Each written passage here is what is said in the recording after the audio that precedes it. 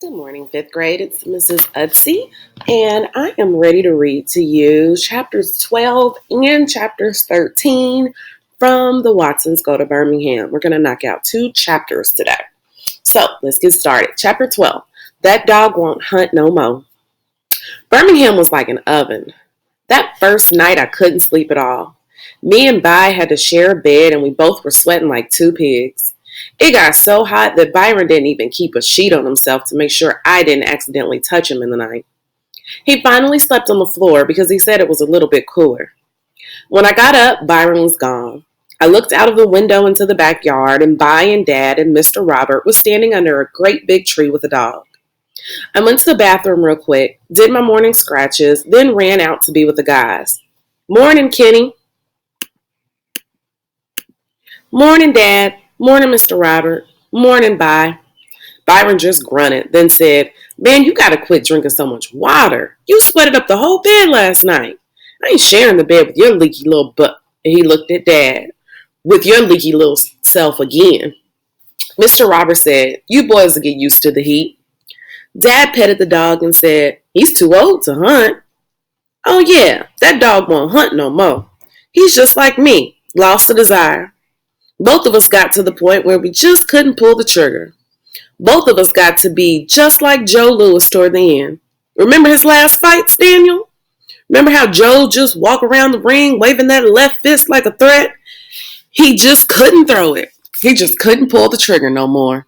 His mind told him to do it, but his body wouldn't cooperate. That's me and Toddy. There's times at night I hear him howl and I know he's dreaming about being back in the woods, but both of us know that's gone.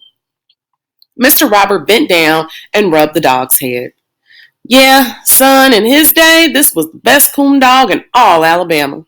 Used to get $100 just to stud him. Byron rubbed the old, gray, nasty-looking dog's head, too. $100? Man! Yeah, me and Toddy saved each other's lives. Hate seeing him get so old. Judging by the way Mr. Robert looked, I bet the dog was saying the same thing about him. How'd you save his life? You ever been coon hunting? No, sir. Well, there ain't too many animals wilder or tougher than an old coon. Most people think you just chase them up a tree and pop them, but that ain't half the story. Toddy trailed this coon all the way out to his lake, and the coon went in the water. Now, most of the time, a dog will stop right at the water. They know better than to go in. But Toddy must have just dove right in after that coon. He must have been a half mile ahead of me when I heard him holler and then get real quiet. What happened? The coon got him in the water and held his head under till he drowned him. I stopped believing this junk right here. A raccoon drowning a dog? I looked at Bai and Dad, but they both were believing what Mr. Robert was saying. Dad said, I've heard about raccoons doing that. Oh yeah, Toddy here is living proof. Byron said, If you drown, how come he ain't dead? Well, when I finally got to that lake, I seen the coon going out one way and Toddy nowhere in sight, and I knew what happened. I dove right in that water and started looking for him. Took me only a minute.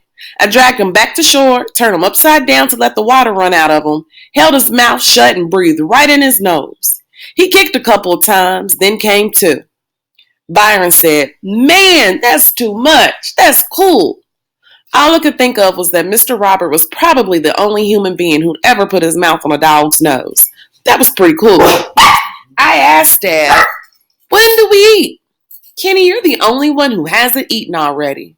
Your mother and grandmother are in the kitchen. Go on in. I went back inside. Even before I got in, I could hear Mama saying that Birmingham wasn't anything like what she remembered. Her favorite sayings got to be, What's this? And how long's this been like that? And when did that happen? And why do you do this like that? And most of all, Oh, Mama. Grandma Sands thought Mama was hilarious and cracked up every time Mama got upset or worried about something that she didn't remember or didn't like. Grandma Sands must have seen The Wizard of Oz 1,000,000 times because every time she laughed, it sounded just like that Wicked Witch of the West. At first, her laugh was so scary that whenever me and Joey heard it, we wanted to get behind something or someone.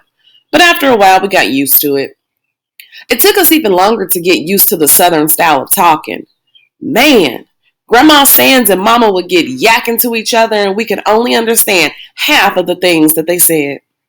The smell of bacon dragged me right into the kitchen. Mama, Joey, and Grandma Sands were sitting at the little, skinny kitchen table yakking. Morning, Kenneth. Morning, Mama. Morning, Joey. Morning, Grandma Sands. You sleep okay? It was real hot. Joey was sitting in Mama's lap looking all drowsy. She said, I know. I was sweating all night. The bacon was sitting on a plate on a piece of paper towel. Mama had another piece of paper towel in her hands because of all the things that Grandma Sands was telling her were making her hands get all sweaty and disgusting. I got some cereal and bread and bacon and sat at the skinny table with them. I must have interrupted something real important because as soon as I sat down, Mama acted like I disappeared and started asking Grandma Sands more questions. Well, what about Calla Lily Lincoln? I always wondered what she's doing. Lona, didn't I write to you about that? They kept on talking and kept on oohing and ahhing, and Grandma Sands kept on interrupting breakfast by scaring me and Joey with that laugh, and Mama kept on saying, "Oh, Mama!" And she kept on having to get up and get more paper towels to wipe her hands, and most of all, she kept on talking more and more Southern style. They talked about how much trouble people were having with some white people down here, who got married to who, how many kids this one had, how many times that one was in jail, a bunch of boring junk like that. It didn't get interesting until I noticed that Mama got real nervous right before she said, "And what about you, Mama? Mr. Roberts seems like a nice man and all, but..." Grandma gave that laugh and my spoon flew out of my hand and spilled cornflakes on the table. Mama acted like she didn't even notice. But without even looking at me, she handed me one of the nasty soaking wet pieces of paper towel and kept looking at Grandma Sands. I was wondering when we'd get to that, Grandma Sands smiled. We've been good friends since right after you all left for Flint. Mama was being kind of rude. She interrupted and said, "Aw, Mama, good friends? What does that mean?" "Well, Lona Sands, what is it that's bothering you? Why don't you just say what's on your mind?" Mama started wringing the neck of another piece of paper towel. "I just don't understand what's going on here. How come I never knew him? Did Daddy know him?" Mama said that last part like she was dropping a bomb on Grandma Sands. Grandma Sands looked at her for a minute. "Lona, things are different from what they were when you left. Nearly everything changes. Your daddy's been gone for almost 20 years. Grandma Sands has stopped smiling. Now, Mr. Robert is my dearest friend." Wow. I could see where Byron learned how to say a couple of words and have people think he said a whole bunch more. Grandma Sands didn't yell or scream or anything, but the way she said those couple of things made everybody who heard it shut their mouths and listen real hard. Even though she only told Mama that Mr. Roberts was her friend, it seemed like I heard her also give my mother a real good scolding. Mama pouted and kissed the top of Joey's head. I picked up my spoon and kept eating. This was great. I'd never seen Mama act like a little kid who just got yelled at, but there she was, picking at a piece of paper towel and looking kind of embarrassed. Dad and Byron came in with Mr. Robert. "Mr. Robert's going to walk us over to the lake, show us the best fishing spots for later. Joey, Kenny, you coming? Give these two some time alone to talk." Mama pushed Joey off her lap and we followed the little parade outside. The heat made me and Joey feel like we couldn't wake up. I didn't want to do any walking, but the dirty dogs made me go anyway. The only kid that acted like he was having any fun was Byron. He walked the whole way with Mr. Robert and Dad and laughed and joked with them about every stupid story they told. When we finally got back, I went to sleep under a fan. They were going to force me to go fishing with Byron and Joey the next day, and I knew I needed a ton of rest. I started to think that making Byron spend all of his summer in this heat was more punishment than even a juvenile delinquent like him deserved. But he seemed like he was having a great time. Chapter 13. I meet Winnie's evil twin brother, the Wool Poo.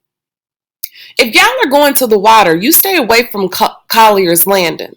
A couple of years ago, Miss Thomas's little boy Jimmy got caught up in some kind of whirlpool there, and they didn't find the poor soul's body for 3 days. I'd only halfway listened to what Grandma Santa said, and now me and Joey and Byron were standing at a sign with arrows that pointed in 2 directions. The one pointing to the left said public swimming, and the other one pointing to the right looked like it had been on the post for 1,000,000 years. But if you got close to it, you could read, warning, no trespassing, no swimming, no public entry. Signed, Joe Collier. Oh man, Collier's Landing, I said. Let's go.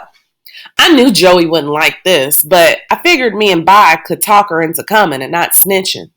Joey said, Kenny, you heard Grandma Sands tell us about that little boy getting lost in the water. What was that thing called that she said got him? Daddy Cool said, didn't you hear what she said, Joey? She said he got caught by the whirlpool.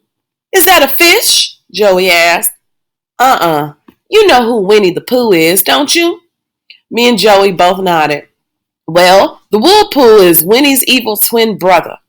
Don't no one ever write about him because they don't want to scare y'all kids.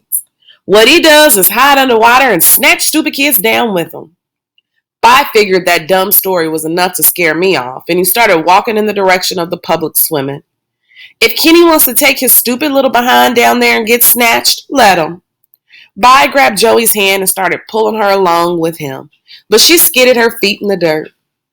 But Byron, what if the whirlpool comes down to where we're going? Can he swim down there and get people too? Nah, Joey. The whirlpool don't come on public beaches. He just grabs folks that are too stingy to let peons come on their land, like this Collier guy. Who could understand Byron? Here was a chance for another fantastic adventure, and he was going in the wrong direction. Something was wrong with him. If he was in Flint and you told him not to do something, he'd go right out and do it. But now he was acting real dull and square. Maybe it was the heat. Maybe just like it had sucked all the energy out of me, it had sucked all the meanness and fun out of Byron. What you gonna do, punk? Byron shouted over his shoulder.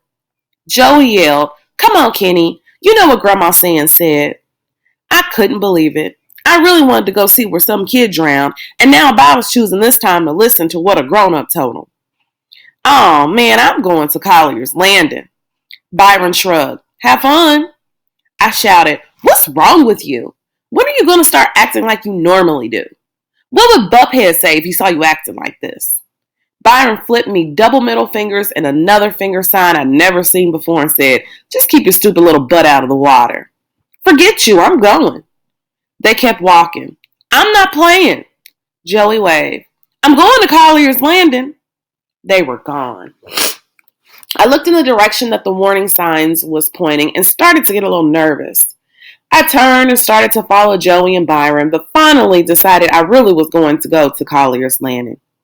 Maybe Byron was getting sick of having more fantastic adventures, but I figured I was getting old enough to have some myself. You're a couple of jive squares, I shouted, then walked off the way the warning sign pointed. Byron must have thought I was stupid. Who ever heard of something called a whirlpool? I wasn't sure what the lie was, but I knew Byron had made that junk up. Besides, if Winnie the Pooh had an evil twin brother, it seemed like I would have read about it somewhere. Some of the time, it was kind of hard to understand what Grandma Sands was saying, but I couldn't remember her saying anything about whirlpool. If there really was something that snatched kids into the water, Mama and Daddy wouldn't have let us come down here, would they? I knew all that stuff, but I was kind of nervous when I followed the little trail that went through a bunch of bushes and led to the water. I forgot all about Byron's lies as soon as I saw the water. Collier's Landing was great. The water was dark, dark blue, and best of all, it was about 100 degrees cooler. Joe Collier had put up another sign on a giant tree. Warning, danger, no swimming, 6 lives been lost here. Bad drop-off. Signed, Joe Collier. 6? Grandma Sands had only said 1 little boy drowned here, not 6. I felt dumb, but I looked real hard at the water to see if the whirlpool was hiding there. I even looked up and down the shore to see if there were any strange footprints on the ground. I was kind of worried because the sign looked a lot fresher than the first one. I kept waiting for Bi to jump out of the bushes and say something like, Aha, you little dope, I got you. I made you look for wool poo. But everything was real calm and quiet. The water didn't even look like it was moving, but like it was breathing, going up and down, and it made a sound like the wind blowing through big trees in Flint. I walked right to the edge of the water and still didn't see anything strange, so I figured if there really was anything dangerous, Byron would have followed me here and stopped me from getting hurt. Wouldn't he? Then a bell went off in my head. I knew Joe Collier put that sign up because he didn't want to share his lake with anyone. The whirlpool was some made-up garbage. There's one good thing about getting in trouble. It seems like you do it in steps. It seems like you don't just end up in trouble, but that you kind of ease yourself into it. It also seems like the worse the trouble is that you get into, the more steps it takes to get there. Sort of like you're getting a bunch of little warnings on the way. Sort of like if you really wanted to, you could turn around. The first warning I should have listened to was when Daddy Cool and Joey followed the arrow to the left and I went to the right. The second warning came when I decided to wade in the water and the knots wouldn't come out of my tennis shoe laces and I had to pull and tug the shoes off with the laces still tied. After that, it's kind of hard to count how many warnings I got because with the trouble I ended up in, I must have had a zillion of them. Step by step, I kept easing into trouble until I finally was standing in the lake with the water up to my knees. I'd gone out into the water because there was a bunch of little, stupid-looking, slow-moving fish right near the shore, and I thought I might be able to catch some of them and make them pets. I wasn't afraid because I figured if there was a real whirlpool and he was in the area, these little fish wouldn't be hanging around. Alabama fish were a lot friendlier and a lot trickier than Michigan ones. I bent over and stuck my hand in the water and tried to grab a couple, but they kept slipping away like they were covered with soap. They were right there and I couldn't grab them.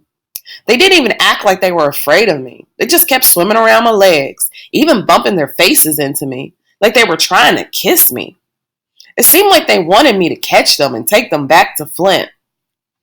After missing about 100 times, I stood up and saw the reason the fish wouldn't go into the deeper water. There was a big green turtle, about the size of a football, cruising back and forth in the deep water. And he looked just as slow and stupid as the fish did. Wow, who'd want to have a fish for a pet when you could have a turtle? I took a few more steps out, and the cool blue water came all the way up to my arm. Getting cool all of a sudden like this made me bug my eyes and suck in my breath. I made a quick grab at the stupid turtle and zoom. He flapped his arms once and disappeared into deeper water. That quick grab was my last step. Boom. All of a sudden, I was in big, big trouble. The rocky ground under my feet started sliding away from the shore. I didn't get nervous because I knew I could flap my arms like the turtle and get back to the dirt. I looked up and saw the shore was still real close. I flapped my arms and nothing happened. I stayed in the same spot. Then the rocks under my feet were gone and I was kicking in water. With the tips of my toes, I could still brush some of the rocks, but they were all slipping and sliding away from the shore. I pushed away to try to swim back and my head bobbed under the water. All the sound and light from Alabama disappeared because my eyes automatically shut and it seemed like my ears were stuffed with cotton. I got a mouthful of water, but my head came right back up.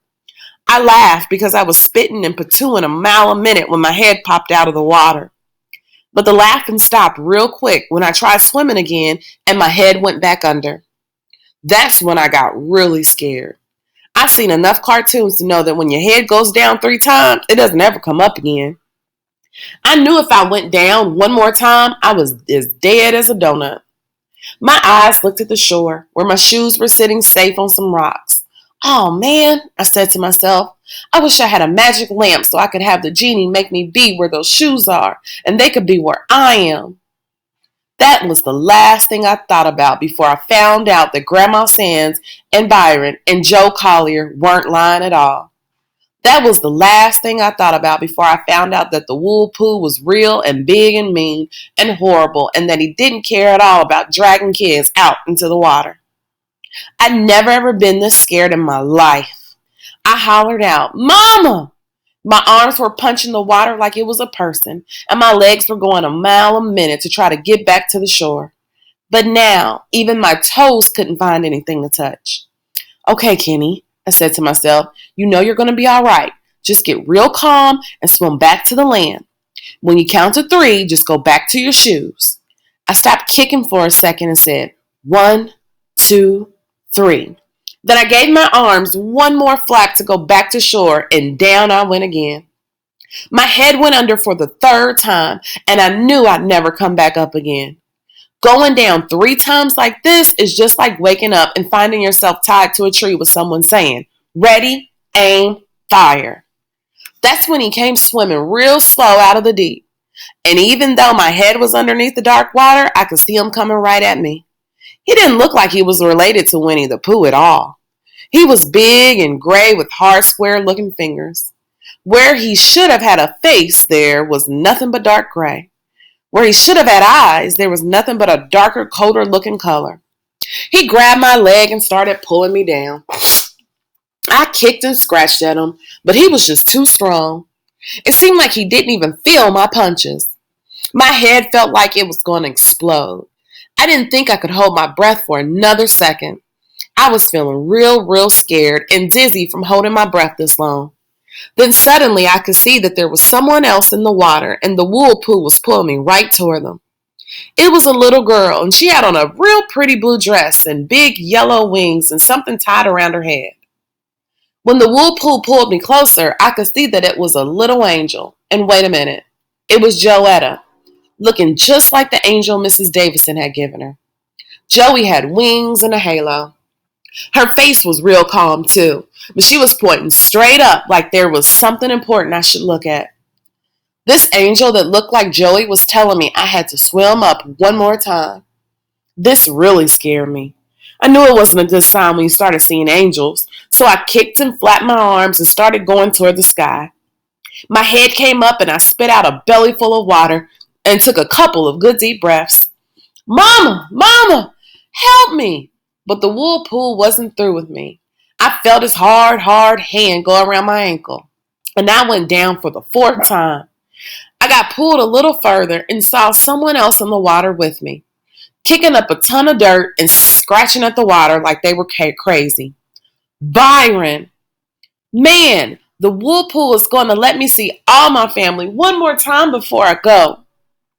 Byron tried grabbing me, but the whirlpool was pulling me away too fast. I saw By's legs swim back up toward the sky. Pull, whoosh, stop. Pull, whoosh, stop. Up ahead, someone else was in the water. It has to be Mama and Dad. Goodbye, Mama. Goodbye, Dad. No, it's By again. Still looking all crazy. Still scratching the water. Byron and the whirlpool started duking it out. By must have hit it 100 times in that place where its face should have been. Finally, the whirlpool couldn't take any more, and I felt those hard, cold fingers come off my ankle. The whirlpool swam back into the deep water. The last thing I noticed about him was that he had big, square toes. Byron grabbed me and put his arm around my neck, and it felt like he was trying to choke me. As soon as he got me on the shore and turned me upside down, I felt like I was going to die. I started throwing up a ton of water and food. If there was a forest fire somewhere, all they would have to do was hold me over and I would have put it out. I threw up and coughed and choked and vomited about 1,000,000 times, and all this just because I breathed in some air. By held my ankles and kept banging me up and down and screaming at me. When the sound from the water in my ears and the sound of me vomiting my guts out and the whoosh sound from the whirlpool finally left me, I could hear Byron shouting, "Oh, man! Oh, man! Oh, man!" over and over. Finally, I yelled, "Stop! Put me down!" Byron dropped me on the ground right on top of all the water and junk I'd thrown up. I knew he was going to make a stupid joke about me landing face first in all that mess, but he didn't. He just wrapped his arms around my shoulders real tight and put his mouth right on top of my head.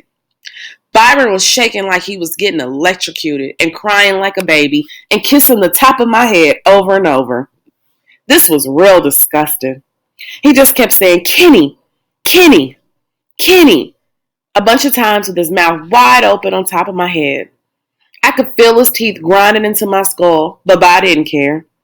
I said, "Oh, man," and tried to make him quit, but all I could do was sit there, too tired to do anything, but let Daddy Cool nibble on the top of my head while he cried like a kindergarten baby.